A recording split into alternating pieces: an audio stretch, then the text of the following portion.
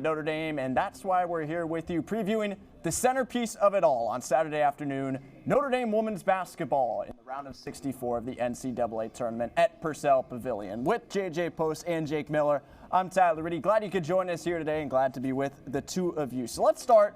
Notre Dame facing Kent State. Irish coming in as a number 2 seed against the 15th seeded Mid-American Conference champion Golden Flashes, but for a second consecutive season, injury overshadowing the start of the tournament run for Notre Dame. Kylie Watson, in the middle of Notre Dame's ACC championship run, suffered a torn ACL. JJ, I'll start with you. This puts quite the strain on Notre Dame roster-wise. Yeah, there's not really an obvious replacement. There's no way around how to, make up for what you lose of Kylie Watson. The stats don't tell the full story. She's averaging, not like if she's not has any stats at all. I believe she's averaging, we got it up there. 6 points per game, 5 rebounds a game. These aren't eye-popping stats, but they certainly are productive. And what I don't think the stat sheet fully indicates is how important Watson is on an intangible level, on a structural level to the Notre Dame defense. Watson brings a level of fluidity in how she's able to move on the defensive end that makes Notre Dame's zone defense so valuable because she's able to, move around the baseline. She doesn't get stuck in one place. She's able to block shots very well. She's Notre Dame leading shot blocker. And, Notre Dame's front court depth is not good as is. Without Watson, it's really strained. You got Natasha Marshall, you got Becky Obinma. Both of those players have played spot roles throughout the season. Marshall in particular has stepped up in a couple of games, and without Watson in the ACC tournament final, really stepped up. But this is a player that's made, I believe, 1 start all year, and now she's going to need not just start, but probably be a 30-minute player for Notre Dame, in an ideal world. And Obinma, coming off a concussion, a player that's been a kind of a spot player throughout the year, is probably going to need to step into a 10-minute plus role. Without Watson, it doesn't doom the Irish, but it really puts pressure on Marshall and Obinma to take up bigger roles that, for this season and really, in their Notre Dame careers, we haven't seen them play. And on the defensive end, it just puts a big hole in how Notre Dame likes to set up their zone defense. And Jake, Kylie Watson, a big part of Notre Dame's 8-game win streak to enter the NCAA tournament. She got hot late, especially on the defensive end, and picked up her importance down the stretch. Notre Dame played more and more zone going down the road, and one of the biggest reasons why Notre Dame's 2-3 zone worked was Kylie Watson in the middle, playing a lot during the game. You can try to substitute her out for Maddie Westbeld in the center of that zone, but it simply doesn't work. And then on the offensive side, her ability to pass, maybe not to an assist, but maybe even to pass out for another shot or take a spin move like we're seeing here, drive to the basket. She's an intangible player who's going to be a big loss for Notre Dame. I say if Notre Dame loses anybody on this team other than Hidalgo, she might be the biggest loss because of what she brings to this team. I think another thing we have to really consider is that her replacement, Maddie Westbeld, Marshall, whoever is going to be stepping into that role, defending Kent State's low post, and if they move on, the winner of Ole Miss Marquette on Monday, that's a hard replacement. Nobody on this roster lines up well to play like a center, to play like that, to play iso ball in kind of a man. The zone is still going to be Notre Dame's best friend, and I think we're going to see a lot of that. It gets a lot harder in the road to Cleveland. Just got 2 notches harder for a Notre Dame team that was already fighting in every single game. Nothing has come easy for this program so far. So Watson out of the picture now, and we focus on the remaining strengths this Notre Dame women's basketball team has to offer. Coming into this matchup with Kent State, Jake, I'll start with you. How can the Fighting Irish continue their recent run of form and go into Kent State playing their best basketball? Let's start with what I think is going to be Notre Dame's biggest key to victory is using the transition ball. Notre Dame is extremely good at getting steals, playing chippy and going other way. I think point swaps, a +2 to Kent State becomes a -2 to Kent State. You get a 2. And going down the court and using the physical athleticism that simply isn't there for some of these MAC teams. Hannah Hidalgo is one of the best athletes in all of NCAA Division I. She can run, she can go on these surges, she has incredible ball handling skills, and that's where the difference in these games is going to be. Kent State is a smart team. They don't commit a lot of turnovers, they rebound well, their offense, at times they can spread the ball well. The athleticism is where things change. So I would expect Niele Ivey to play fast, to play in transition, to go to the hoop, not be slowing down and setting up the offense, take advantage of those opportunities. I think that's a huge, major key to victory for Notre Dame. And the key to victory for you, JJ, more on the defensive side of the ball with the zone. Yeah, I think the great irony of talking about how important Watson is to the zone is the only real, way to replace Watson is to lean even heavier on the zone. The fact of the matter is, we talked about it. One of the things that Watson was so good at was she was able to be fluid in man-to-man defense. You can't run by her. She's able to adjust her body, block shots. That's not something that Notre Dame is going to want, at least in their first game back, and a game, when they've only really played 10 minutes a game, you don't want to put Marshall or Bimbo in man-to-man situations because then they're going to, teams will make them run all over the court. They'll test stamina. If you want to make sure the optimal defensive structure that makes sure your two centers, the pressure's off them, that they can rely on just being anchors down low, you want them to defend a zone, defend a space, not defend a person. A key to victory for Notre Dame in this game is to not be picking up fouls. Notre Dame simply doesn't have the players, right? If they have people that foul out, especially in the low paint, Marshall's very susceptible to fouls. She fouls a lot. Her foul rate's among the highest in all of the ACC. You can't take your players, especially really the only 3 post players you have, out of the game. But at the same time, you also don't want to give teams opportunity for bonuses towards the end of the quarters. Playing physical in a zone and maybe stretching those fouls out wider amongst more players instead of a man where you play iso ball is going to be very important for this Irish team. So now we flip it to the other side, focus on how this Kent State team is going to come in and handle itself in South Bend. And JJ, you look back at this schedule for Kent State coming out of Maction, and even before that in the non-conference schedule, this team faced some tests. Yeah, I think what makes Kent State maybe an interesting opponent is they've been here before. Obviously not on NCAA tournament scale, but they played the defending national champion LSU. They played Florida State, a tournament team that gave Notre Dame a run for the money.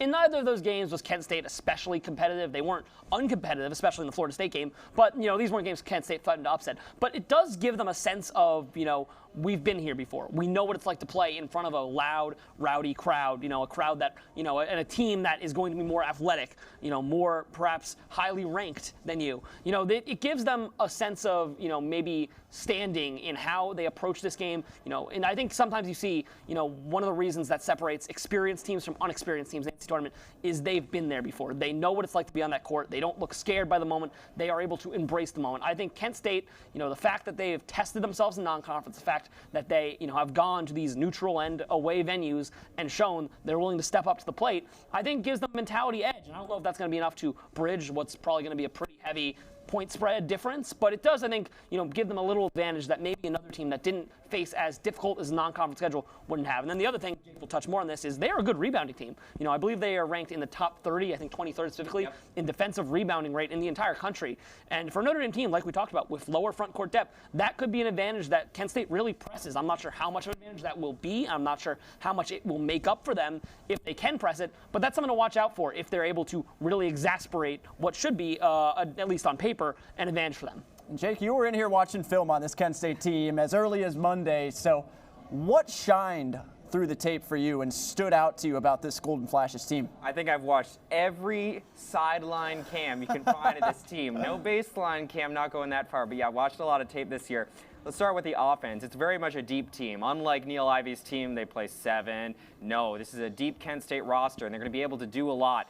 What I think they do really well is they're able to drive and either finish at the rim, throw it off the backboard like this, or to be able to drive and kick out the basketball well. They're not a great three-point shooting team, but they take a lot of attempts. They're about 31% from the three-point line. They're able to drive and find good shots, find shots even like that, a jump shot, maybe not the best look in the world, but at times it gets jumbled. At times, you do make that outlet pass, and it might not work. You have too many players in a certain area, you get it taken the other way. So I think Kent State is sloppy at times. They're looking, they play, I would say, medium speed, but from the offensive side, they play very similar to how Notre Dame plays. And I think Notre Dame is going to be able to recognize that in the defensive side of the ball.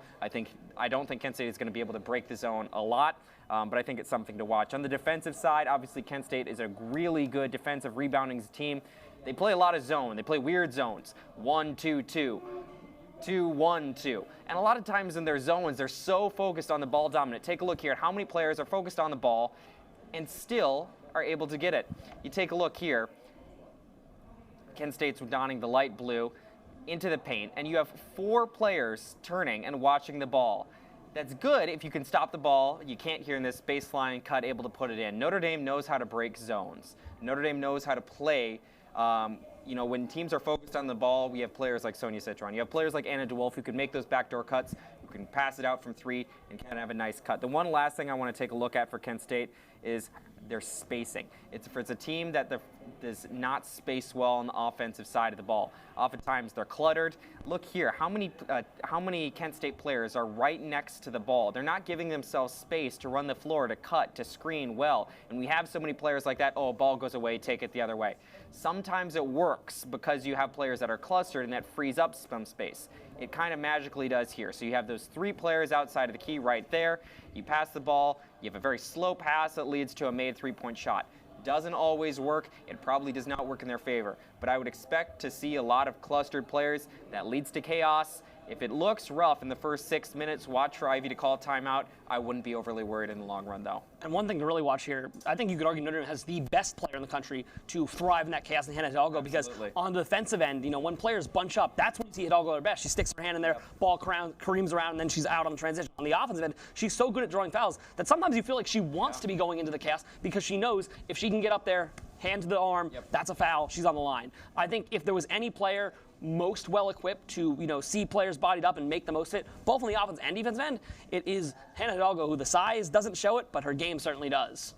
Kent State, like Notre Dame, had to win 3 straight games in its conference tournament, won them all, gave up 60 points or less in all 3 to take care of the MAC. We'll be back in just a moment to zoom out and take a look at the bigger picture of the NCAA tournament. You're watching Shamrock Sports. Good morning, everyone, and welcome to ND Sunrise. This is the review of the Keenan Review. That's right, we've got a big game in Sin City. Plot twist, I am the Grim Reaper. Overall, this year's event was a rousing success. Would Notre Dame be the first one to accept ASL as a foreign language as a department?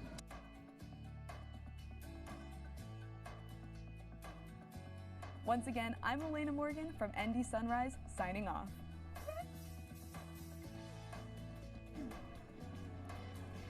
All right, here we go. We've made our brackets, and we're ready to talk about the big picture. The NCAA tournament, 64 teams remain as we preview the whole enchilada here heading into Friday and Saturday in the round of 64. Jake, I'm going to start with you. You're interested in the Portland 3 region. We're going across the other way. Yeah, Albany, New York. That's where Notre Dame could end up in the Sweet 16, Elite 8. But on the other side of it, Portland, Oregon. Portland 3, and I'm interested in Portland 3. I'm calling it the region of the stars. Now, you don't have Caitlin Clark in here. You don't have Angel Reese, but you have some of college basketball, women college basketball's hidden stars in this region. Obviously, you got Juju Watkins. You got Paige Beckers. Fair from Syracuse. That's a star to watch above the 4 seed. Fair killed Notre Dame when we played him both times. She's an amazing guard. She's shooting a late game ability, able to go iso ball in those situations. I think for me, women's basketball has become so much of a game of stars, a game of taking over the game at the end. That's what Paige Beckers has done really for 3 years now. And having the chance for those stars to go at it, a lot of them are taller players, able to drive, able to shoot. I'm really excited for this region. I think we're going to get some great matchups. It's unfortunate that Virginia Tech's Liz Kitley is out for the year and we won't be able to see her on that great Virginia Tech team. They're definitely going to take a step back there. That's a massive loss. This will be a lot of fun to watch. It'll be interesting to see how it plays out. Notre Dame comes in Albany 1. And over in Albany 2, Iowa and Caitlin Clark and JJ, they have a tough road. A lot of good teams to get through over there. Yeah, it's a really remarkable slate of teams that they're going to have to get through if they want to make the Final Four. You just look top to bottom. The 2 seed is UCLA, one of the best teams in the country. They could have been a 1 seed, and they were projected to be a 1 seed really as of, I believe, like 2 weeks ago, and slowly fell to a 2 over the Pac-12 tournament. They've got Kansas State, who I think is a very strong 4. They've got the defending national champions at the 3. And before the defending national champions can get farther, they're going to play a Louisville team that made the Elite 8 last year and has, under Jeff Walz, proven every year will be a tough out in tournament play. And heck, even the 8-9 game, West Virginia, Princeton, 2 teams that, if they get in their groove, that have strong resumes and can prove, and they can punch with the big boys. So Iowa, they should probably get out of the first round pretty easily. After that, I don't think they're playing an easy game for the rest of this tournament, and I think they have the firepower to prove it. But Caitlin Clark, we saw her play hero ball quite a bit in last March when her team needed her. She rose to the occasion. She's going to need to do that quite a bit because these are not informidable teams that she's going to have to face. I think from a 1 through 6 seed perspective, this is the deepest region of the tournament. Notre Dame, the 2nd seed in its region. Oregon State is the 3, and undefeated South Carolina, the favorite for national champion, is the 1 in the Albany 1 region. We'll be back to talk more, bring back Shambuki as we preview Notre Dame's round of 64 matchup from the sports betting perspective. This is Shamrock Sports.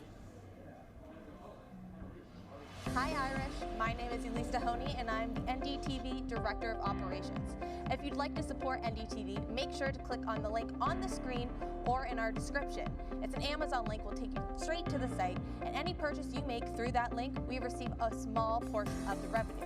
This is a great way to support Ndtv and get all those things you need for the perfect Notre Dame tailgate. I'm talking, mugs and flags and hats and all the merch that you need. So make sure to click on that link and support Ndtv. We're here for all of you. Thank you. So we're past the under 5 media break, if you will, for the show. Ready to close this thing out in the fourth quarter. See if we can hit a buzzer beater or something like that. But we're talking about Shambuki, trying to come up with some victories for you in the round of 64 as Notre Dame takes on Kent State. And we talked about all the stars across the college basketball landscape, and one of them, of course, plays here in South Bend. That's freshman guard Hannah Hidalgo. Her prop bet for points, over under 23.5. JJ, I'll start with you. Will Hannah beat that mark? I like the over. This is the exact sort of game that Hannah, like we talked about earlier, will thrive in. The chance to create chaos, the chance to match up with guards that haven't seen a player like Hidalgo really in a while. We talked about they played a hard non-conference schedule, but the MAC schedule that they have played doesn't test you against players like Hidalgo who thrive in transition, the unreal speed, the ability to control the ball so well in close quarters, the ability to get to the free throw line. It makes her a terror for teams like Kent State, where probably their best chance to guard her is probably going to be to just give her a ton of attention. And that's a fair strategy, but when Hidalgo is on her game, that means she's getting to the free throw line, and she is going to draw a lot of fouls if she's able to initiate contact. She's a player that I think Notre Dame is going to lean on with their maybe shorter rotation than usual without Watson. They're going to want her to take control of this game early and put it out of harm's way early. When you want to put a game in control early, you give the ball to your best scorer, and that right now is Hannah Hidalgo. And Jake, you're in agreement on the All-American phenom. I agree as well. I think it's exactly the game for her. I think we're going to see a ton of drives, a ton of her in transition offense, able to get those scoops, a lot of and ones. Let's think about something here as well, from the perspective that no algorithm is going to say, that no equation is going to take a look at. Hannah Hidalgo is just named a first-team All-American in the country, which is great, but a lot of people still don't know who she is. They have no clue. Drake just posted a photo. Drake is saying you got to watch her, Hoodie Hidalgo. But I think there's really a desire from the Notre Dame side on a national televised game, ESPN, first round of the tournament, show off your star, right? You should be winning this game. It should be a nice test against a very physical team, but Notre Dame is the better team. And Notre Dame wants to prove itself and to show what they have.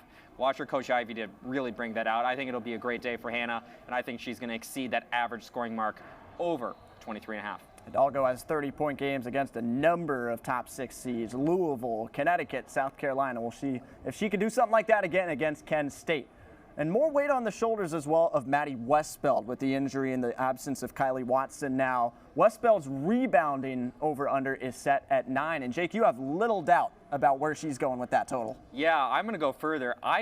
If Maddie Westbeld doesn't have 9 rebounds, I don't think Notre Dame wins. Because I think that if you can't stop Kent State on the offensive side of the board from getting rebounds on the offensive side of the ball, easy putbacks, Notre Dame is going to have a very, very never-ending possession on defense. I think Maddie's going to take up the slack. Obviously, she's not exactly the post player that Kylie Watson is. That's not a bad thing. It's just not what she's made to be.